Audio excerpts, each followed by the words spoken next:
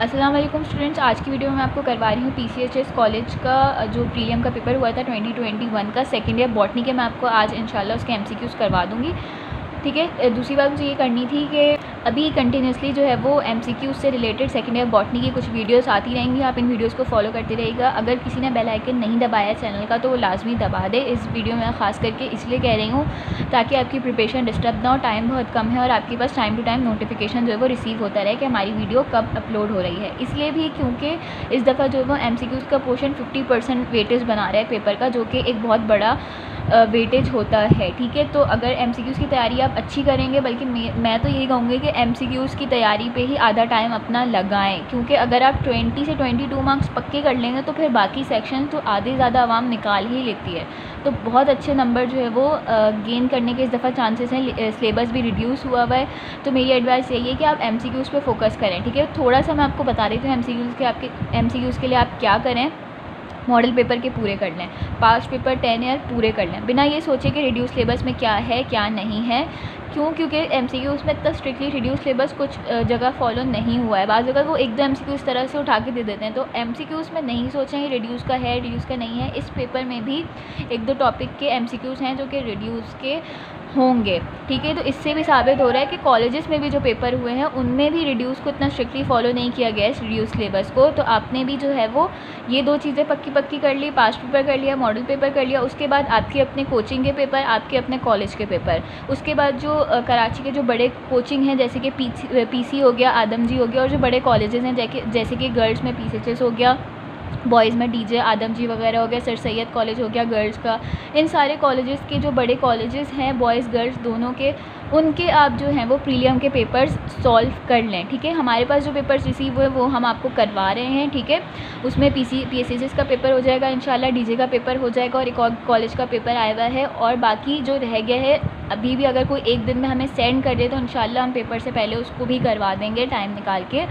तो बाकी हमारी कोशिश यही है कि ज़्यादा से ज़्यादा मैक्सिमम चीज़ें जो है वो आप लोग को करवा दी जाएँ, ताकि आप लोग को सोल्यूशन प्रोवाइड हो जाए, टाइम वेस्ट ना हो, आप लोग की तैयारी अच्छी हो जाए। ठीक है। तो आप लोग ने अपने तौर पे भी यही करना है कि इन सारी चीज़ों को जो है वो अच्छे से करके चले जाएं। इंशाल्लाह एमसीक्यूज़ बहुत अच्छे हो जाएंगे। एटलीस्ट 20 मार्क्स, 22 में से 20 मार्क्स और 20 में से 18 मार्क्स तो सब ने लेने ही लेने हैं, पूरे लेना है। मेरी तो एडवाइस है कि भाई पूरे लें सब। ठीक है। इतनी अच्छी तैयारी करके जाएँ कि एमसीक्यूज़ में आपके पूरे हैं। अब विदाउट एनी डिले हम जो है उसको सॉल्व करना स्टार्ट करते हैं। कि पहला सवाल था phototropic curvature is due to the light effect on the distribution of hormone कौन सा। तो ये फोटोट्रॉपिक कर्वेचर यानी लाइट की डायरेक्शन की वजह से जो प्लांट की मूवमेंट होती है आइदर अवे और टूवर्ड्स दी स्टिमुलेशन, उसको फोटोट्रॉपिक मूवमेंट कह रहे थे। और वो जो कर्वेचर होता है यानी जो उसकी मूवमेंट होती है वो किस हार्मोन की वजह से होती है, तो वो था ऑक्सिन। ठीक है। आपकी बुक में लिखा हुआ है। उसके बाद अगला सवाल था types of tissue found in fibres and sclereids are. Fibres और स्केलेट्स जो होते हैं वो टाइप होते हैं स्केलेरन कायमा की। पेरेन कायमा और कॉलन कायमा ऑलमोस्ट स्ट्रक्चरली सिमिलर होते हैं, बस ये फ़र्क होता है कि कॉलन कायमा की जो वॉल्स होती है वो थोड़ी सी लिग्निफाइड होती हैं। उसके बाद अगला सवाल था कि crossing over takes place during. तो लिप्टोटीन के अंदर जो करेक्टरिस्टिक इवेंट था वो था बीडेड फॉर्मेशन होना, क्रोमेटिन नेटवर्क की जो बीडेड फॉर्मेशन होती है। जाइगोटीन के अंदर जो होते हैं वो बाइवेलेंट्स बनते हैं, साइनेप्सिस का प्रोसेस होता है। आपको इस तरह से याद होना चाहिए किसके अंदर क्या था। पैकिटीन के अंदर टेट्रावेलेंट्स बनते हैं और डिप्लोटीन के अंदर क्रॉसिंग ओवर और कियासमेटा होता है। और लास्ट डाइकेनेसिस के अंदर जो होते हैं वो टर्मिनलाइजेशन होती है। ठीक है। उसके बाद अगला सवाल था protein synthesis starts with this codon. तो जो स्टार्ट कोडॉन होता है वो AUG ऑग होता है। ठीक है। ये जो ऐसे इसको पढ़ते नहीं है, AUG बोलते हैं, मैं सिर्फ आपको बता रही हूँ। और बाकी UAA, UAG और UGA ये सारे जो हैं वो स्टॉप कोडॉन्स हैं। ये तीनों स्टॉप कोडॉन्स हैं। उसके बाद अगला सवाल था कि द कूलेस्ट डेजर्ट इज़। तो पेज नंबर 269 के ऊपर डेजर्ट इकोसिस्टम की हेडिंग में बताया हुआ है कि गोबी डेजर्ट इन मंगोलिया वो कूलेस्ट डेजर्ट होता है और हॉटेस्ट डेजर्ट होता है सहारा। तो जैसे कि ये चैप्टर हो गया, चैप्टर 11 हो गया, चैप्टर 12 हो गया आपके, इसमें बहुत इन्फॉर्मेशन है, बहुत एमसीक्यूज़ निकल सकते हैं। तो मैं खास करके कहूँगी कि जो लोग कह रहे थे कि पूरी बुक नहीं पढ़ सकते, हाँ नहीं पढ़ सकते, लेकिन मैं ये बोलूँगी एटलीस्ट जो चैप्टर 11-12 के जो पॉइंट्स आपने हाईलाइट करके रखे हुए ना, एक नज़र टाइम निकाल के उनको देख के चले जाएगा। उसमें बहुत इन्फॉर्मेशन है जो एमसीक्यूज़ में बन के आ सकती है और आपका 1 नंबर पक्का हो सकता है, 2 नंबर पक्के हो सकते हैं, कितने ही नंबर पक्के हो सकते हैं। ठीक है। उसके बाद अगला सवाल था कि permanent alteration in the DNA sequence is called. जो परमानेंट ऑल्ट्रेशन आती है उसको म्यूटेशन कहते हैं। क्रॉसिंग ओवर के अंदर क्या होता था कि एक सिर्फ एक्सचेंज होता है, एक पोर्शन DNA मटेरियल का एक जगह से निकल के दूसरी जगह चला जाता है, वो चेंज नहीं होता इन अ सेंस कि उसमें कोई ऑल्ट्रेशन नहीं आती। लेकिन ऑल्ट्रेशन जो आती है DNA सीक्वेंस में, एक न्यूक्लियोटाइड या एक से ज़्यादा न्यूक्लियोटाइड, वो अक्सर म्यूटेशन में आ रही होती है। और जब एक या एक से ज़्यादा चंद न्यूक्लियोटाइड्स इन्वॉल्व होते हैं तो उसको पॉइंट म्यूटेशन कह रहे थे। उसके बाद था ड्यूरिंग सेल डिवीजन, जब होमोलॉगस क्रोमोसोम एक दूसरे से सेपरेट नहीं हो पाते तो इस फिनोमेना को हम कहते थे नॉन डिसजंक्शन। उसकी डेफिनेशन बुक में गिवन है। उसके बाद था कि एग्जाम्पल ऑफ ग्रोथ इनहिबिटर, तो गिबरेलिन और ऑक्सिन जो होते हैं वो ग्रोथ हार्मोन्स होते हैं। जो ये वाला है जिएटिन जो था वो भी उसकी साइटोकाइनिन की एक क्लास होती है, और इंडोल एसिटिक एसिड भी एक ऑक्सिन की क्लासिफिकेशन होती है, उसका उसी के टाइप का ही होता है। तो हमें पता है कि एब्सिसिक एसिड जो होता है वो इनहिबिटर होता है ग्रोथ का प्लांट के अंदर। उसके बाद sea level below 2000 metres having no light is called. Model paper का MCQs है, देखें कॉलेजेस के पेपर में मॉडल पेपर के सवाल रिपीट हो रहे हैं, यानी इंपॉर्टेंट थे। ठीक है, ये इसका आंसर था अबाइसल जोन, जो मैंने बताया था आपको।